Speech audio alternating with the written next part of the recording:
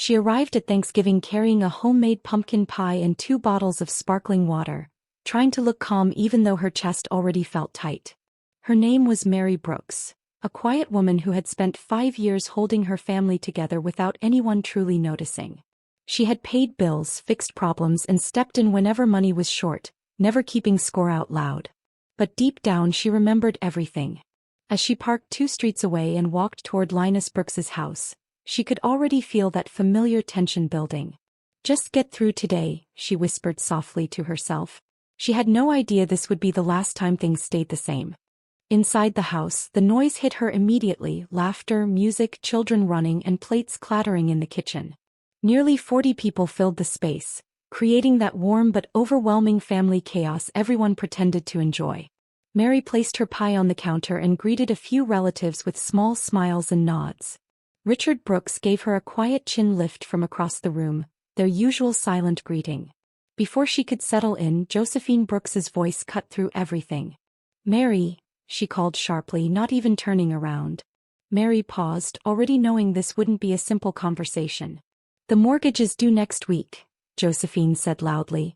The room went quiet in a way that felt sudden and heavy, like someone had turned off all the air.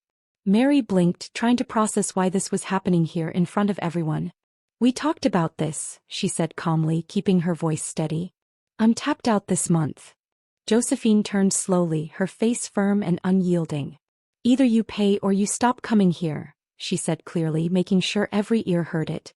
A few people shifted uncomfortably, but no one stepped in. From the couch, Vanessa Brooks smirked and added, "Let's see how you manage without us." Mary felt the weight of every stare in the room.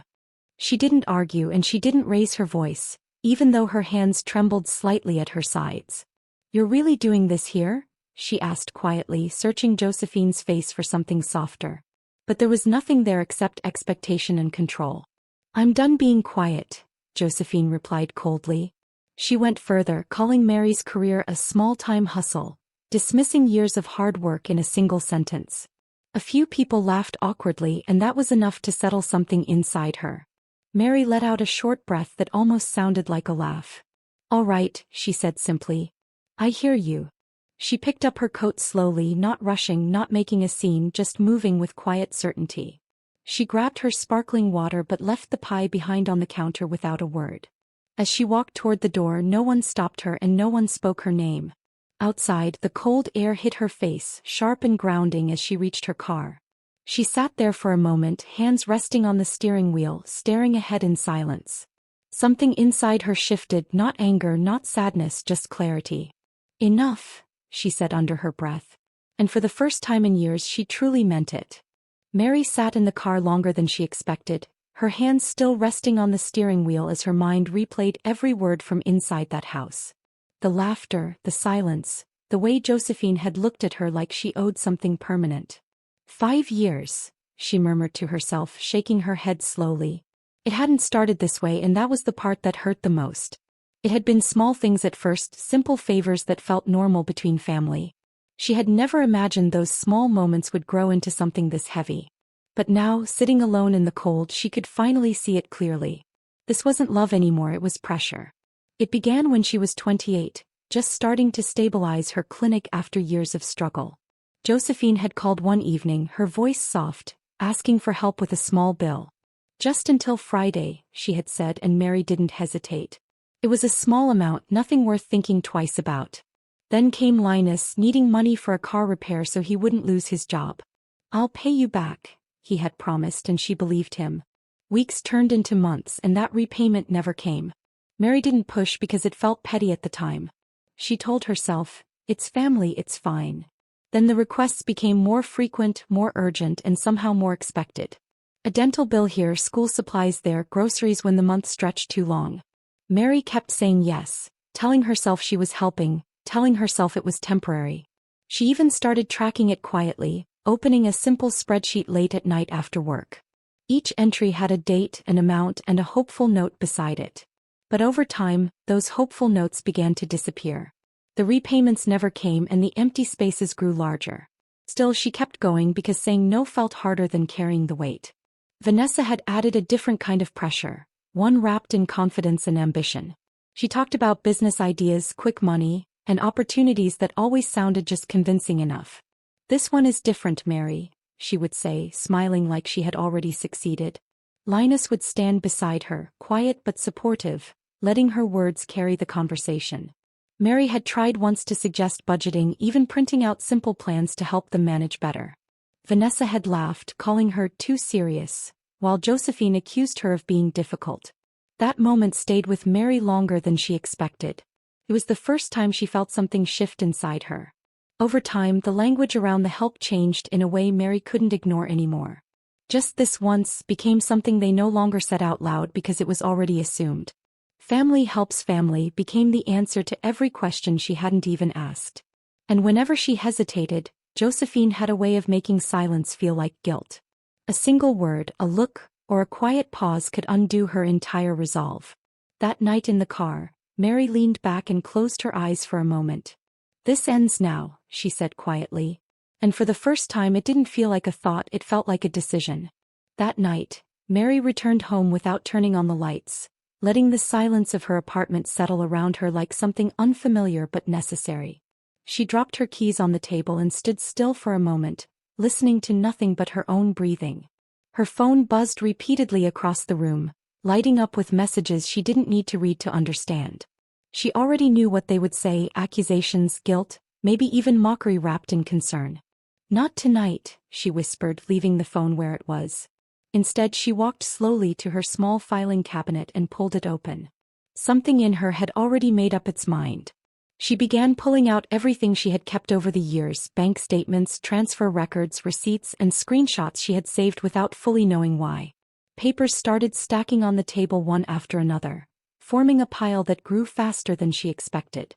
"I knew it was a lot," she murmured, flipping through pages with careful focus. But seeing it all in one place felt different, heavier, more real. Each document told a piece of a story she had tried not to fully acknowledge. This wasn't just help, it was a pattern. And tonight she was finally ready to look at it without excuses. Mary sat down and opened her laptop, pulling up the spreadsheet she had quietly maintained for years. The columns were simple: date, reason, amount, and expected repayment. Some rows were neatly filled, others left blank where promises had quietly faded away. She started updating it, adding missing notes, correcting figures, and highlighting the ones that had never been returned. "Car repair unpaid," she read softly. "Mortgage support partial." Her voice remained steady, but her eyes sharpened with each line she reviewed. The more she looked, the clearer everything became. This wasn't generosity anymore, it was a system built on her silence. Hours passed without her noticing. The only sound in the room was the soft turning of pages and the occasional tap of her keyboard. She organized everything carefully, grouping expenses by category, marking repeated patterns, and noting dates that told a story on their own. Linus's requests, Josephine's pressure, Vanessa's opportunities, all of it laid out in plain view. At some point she leaned back and stared at the total number at the top of the page. It was higher than she expected, higher than she had ever allowed herself to calculate before. "This is not normal," she said quietly, shaking her head once. By the time the clock passed 3 in the morning, the entire story of those 5 years was spread across her table like evidence in a case. Mary picked up a pen and wrote one final number at the top of the stack, bold and clear so it couldn't be ignored. She stared at it for a long moment, letting it sink in fully. This wasn't about anger or revenge, it was about truth. She reached for her phone, opened her notes, and typed a single sentence. "I love you, but I am no longer your bank." She read it once, then set the phone down gently. Tomorrow everything would change. Morning came slowly, gray light slipping through the curtains as Mary sat at the table with papers still spread out in front of her. She hadn't really slept, just closed her eyes for a few moments between thoughts that refused to settle. The number at the top of the page kept pulling her attention back every time she looked away. It felt heavy not just because of the amount but because of what it represented. 5 years, she said quietly, almost in disbelief. She stood up, stretched her shoulders, and poured herself a strong cup of coffee. Today wasn't about emotions anymore, it was about clarity. She dressed simply, choosing comfort over appearance, and carefully stacked every document into a clean folder. Each page was aligned, each section organized, as if she were preparing for a meeting rather than a confrontation. Her hands moved steadily without hesitation, and that alone told her something had changed inside. Before leaving, she paused by the door and looked back at the small apartment that had witnessed her growth and exhaustion over the years. "This ends today," she said again, more firmly this time. She picked up her keys, grabbed the folder, and stepped outside into the cold morning air. The drive back to Linus Brooks's house felt different in daylight, almost like she was seeing the place for the first time. The decorations from the night before looked tired now, half-deflated balloons and leftover plates stacked by the curb. It was as if the house itself had lost its energy overnight. Mary parked and sat for a second, gripping the folder on her lap. "Stay calm, stay clear," she reminded herself softly. She stepped out of the car and walked toward the door with a steady pace. This wasn't about proving anything, it was about closing a chapter. The door was unlocked when she knocked, and she stepped inside without waiting long. Vanessa was on the couch, scrolling through her phone, while Linus stood in the kitchen staring into the fridge like he was searching for something that wasn't there. Josephine was already present, arms crossed as if she had been expecting this exact moment. "Good, you came back to your senses," Josephine said immediately. Mary didn't respond, her focus already on the table. She walked past them calmly and placed the folder down with a firm, controlled motion. The sound it made drew everyone's attention instantly. "What is all this?" Vanessa asked, finally looking up with mild curiosity. Mary opened the folder and spread the papers across the table without rushing. 5 years, she said simply, her voice calm but steady. Josephine picked up the top sheet, scanning it quickly before frowning. "What am I looking at?" she asked sharply. Mary met her gaze without flinching. "Records," she replied. Linus stepped closer, his expression shifting as he looked down at the numbers. "Records of what?" he asked quietly. Mary took a small breath and answered clearly, "Everything I've paid to keep this family afloat." For a moment no one spoke, the silence stretching across the kitchen like something fragile about to break. Vanessa let out a short laugh, shaking her head as if the whole thing amused her. "Mary, you actually kept receipts?" she said, her tone dismissive. Mary didn't react, her eyes steady and calm. Josephine flipped through the pages faster now, her movements sharp and impatient. "What is this number at the top?" she demanded, pointing at the total. Mary didn't hesitate. "That's the amount I've given over the last 5 years, she said clearly. Josephine scoffed immediately. "Don't exaggerate." "I'm not exaggerating," Mary replied, her voice even but firm. Linus leaned over the table, his eyes scanning the pages more carefully now. The car repair, the mortgage payments, the groceries, the medical bills, each line telling a story he could no longer ignore. His expression slowly shifted, confusion giving way to something heavier. This is all real?" he asked quietly. Mary nodded once. "Every single entry," she said. Vanessa crossed her arms, clearly uncomfortable but unwilling to show it.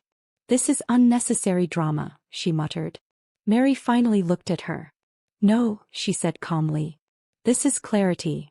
Mary reached into the folder and pulled out a single sheet, placing it at the center of the table. "This is the only thing that matters now," she said. Linus picked it up, reading it slowly while Josephine watched closely. The list was simple: no more loans, no co-signing, no covering bills, no access to her accounts. Each line was clear and impossible to misunderstand. "You're abandoning your family," Josephine said coldly, her voice filled with accusation. Mary shook her head gently. "No," she replied. "I'm ending a system that has been draining me for years." The words landed with quiet weight. Vanessa stepped forward, her tone sharper now. "You're overreacting, Mary. This is what families do," she said, trying to regain control of the conversation. Mary leaned slightly against the table, her posture relaxed but her presence unshaken. "If that's true," she said calmly, "then why is it only one person carrying everything?" That question hung in the air longer than anything else she had said. Linus looked down at the papers again, his shoulders lowering slightly. Josephine's expression tightened, but she didn't respond immediately. For the first time, the silence wasn't directed at Mary, it was between them. Mary picked up her coat slowly, signaling that she wasn't there to argue or negotiate. Linus looked up at her, something uncertain in his eyes. "What do you want us to do?" he asked quietly. Mary paused for a moment before answering. "Nothing from me," she said. The simplicity of that answer hit harder than any explanation could have. Josephine's voice rose again, filled with frustration. "You'll regret this," she snapped. Mary met her gaze one last time, calm and steady. "No," she said softly. "I regret not doing it sooner." Then she turned toward the door, ready to walk away for good. She stepped outside without waiting for another response, the cold air rushing toward her as the door closed behind her. Mary didn't look back, not even for a second, because she knew that turning around would only invite doubt. Her grip on her coat tightened slightly as she walked toward her car, her steps steady and unhurried. Inside, her heart was beating fast, but her mind felt strangely quiet. "It's done," she said softly, almost testing the words. For the first time in years, she wasn't carrying anyone else's burden. The silence around her felt unfamiliar, but it also felt like peace. As she drove away from the house, the street looked different in the daylight, almost smaller than she remembered. The same houses, the same sidewalks, but none of it held the same weight anymore.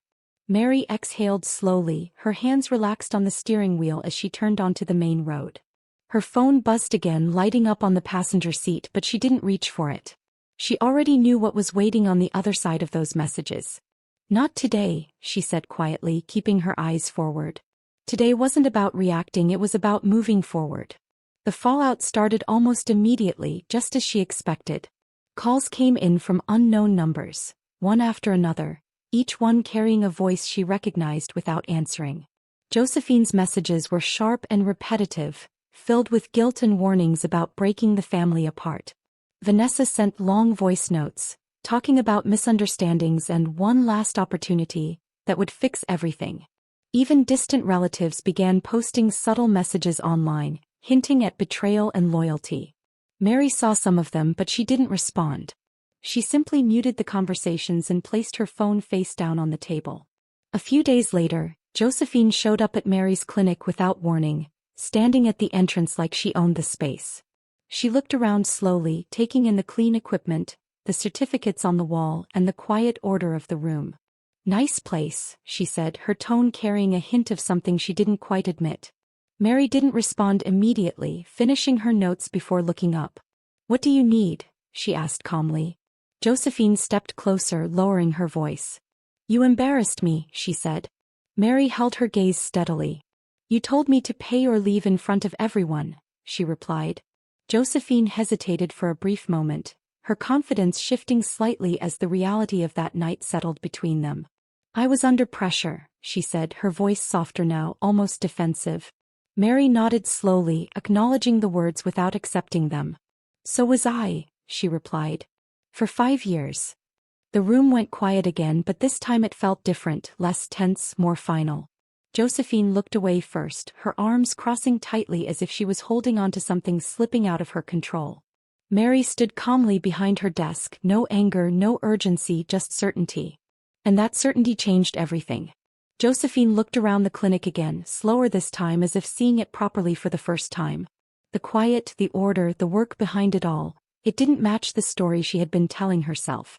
"We can't lose that house," she said finally, her voice lower now, almost uncertain. Mary leaned slightly against her desk, her expression calm but firm. "Then you need to make real changes," she replied.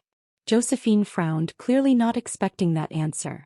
"What kind of changes?" she asked. Mary didn't hesitate. "Cut expenses, find more income, and stop relying on me," she said plainly. Josephine shook her head, frustration returning quickly. "You make it sound so simple," she snapped. Mary held her gaze, unshaken. "It's not simple," she admitted, "but it's necessary." She walked around the desk slowly, keeping her distance but making her point clear. "Linus can take on more work and you can reduce what you don't need," she continued. Josephine opened her mouth to argue but paused, realizing she didn't have a strong response. 4 years, Mary had been the solution, and now that solution was gone. The reality of that seemed to settle heavily in the room. "You think you're better than us now?" Josephine said suddenly, her voice sharp again as she reached for something familiar. Mary shook her head gently, not offended, not defensive. "No," she said quietly. "I just decided to stop ignoring what's real." That answer landed differently, not as an attack but as something undeniable. Josephine looked at her for a long moment, searching for something to push against. But there was nothing to grab onto this time. Mary wasn't arguing, she wasn't explaining, she was simply standing in her decision.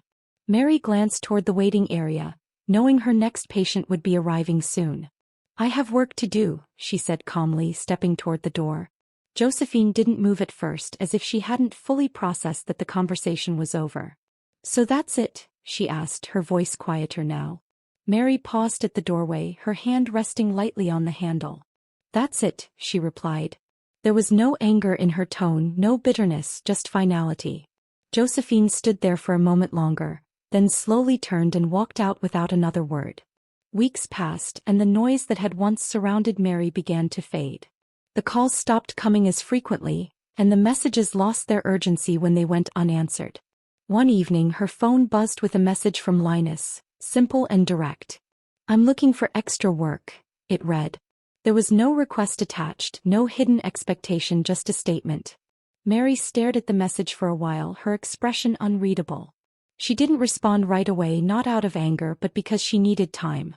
For now, she set the phone down gently and let the silence remain. Life slowly began to take on a new rhythm, one that felt unfamiliar but steady in a way Mary had never experienced before. Her mornings were quieter now, no urgent calls, no unexpected requests, just the simple routine of coffee and planning her day. She started noticing small things again, the way sunlight came through her window, the calm of her workspace before the first patient arrived. It wasn't that the past had disappeared, but it no longer controlled her present. "This is what peace feels like," she said softly one morning. Felt strange, but it also felt right. Her clinic became more than just a place of work. It became a reflection of everything she had built on her own. Patients came and went, each one adding to the quiet confidence she carried within herself. Some days were busy, others slower, but every day felt like progress. She no longer stretched herself beyond her limits trying to solve problems that weren't hers. Instead, she focused on what she could control: her work, her growth, and her well-being. For the first time in years, her energy wasn't being drained, it was being restored. And that change showed in everything she did. At home, her space began to feel more like a place she belonged in, rather than just somewhere she passed through. She made small changes over time, rearranging furniture, fixing things she had ignored, and adding touches that made the space her own. It wasn't perfect, but it didn't need to be. There was comfort in its simplicity, in knowing that everything there existed because of her efforts. One evening, she sat quietly with a cup of tea, looking around with a sense of calm she couldn't fully explain. "This is mine," she said, almost in disbelief. The message from Linus remained unanswered for days, sitting quietly in her phone like a question she wasn't ready to address. Eventually, she picked up the phone and read it again, slower this time. There was no pressure in it, no expectation, just a simple statement of effort. Mary took a deep breath before typing a short reply. "That's a good step," she wrote. She paused for a moment, then added, "I hope it works out for you." She read it once more before sending it, her finger steady. It wasn't a return to what things used to be, it was something different. Mary closed her phone and leaned back, letting the quiet settle around her once again. The past 5 years had taught her more than she ever expected, about boundaries, about strength, and about what love truly meant.